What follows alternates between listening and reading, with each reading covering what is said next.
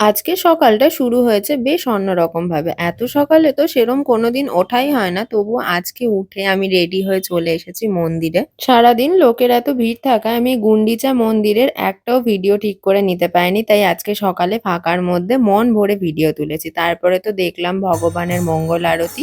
তারপর তুলসী মহারানীর আরতি আর তুলসী পরিক্রমা করে আমি মোটামুটি সকাল ৭টার মধ্যেই বাড়ি পৌঁছে গেছিলাম। আর আজকে দুপুরে তো আমরা মন্দির থেকেই প্রসাদ পেয়েছিলাম, সেটাই খাওয়া দাওয়া করে আমরা আবার বিকেলে চলে গেছিলাম মন্দিরে ভগবানের সন্ধ্যা আরতি দেখতে। আরতি হয়ে যাওয়ার পরে তো পাশেই খুব সুন্দর প্রোগ্রাম হচ্ছিল, আমরা ওটাই দেখছিলাম। দেখার পরে আমরা অপেক্ষা করছিলাম রাত্রে শয়ন আরতি দেখার জন্য।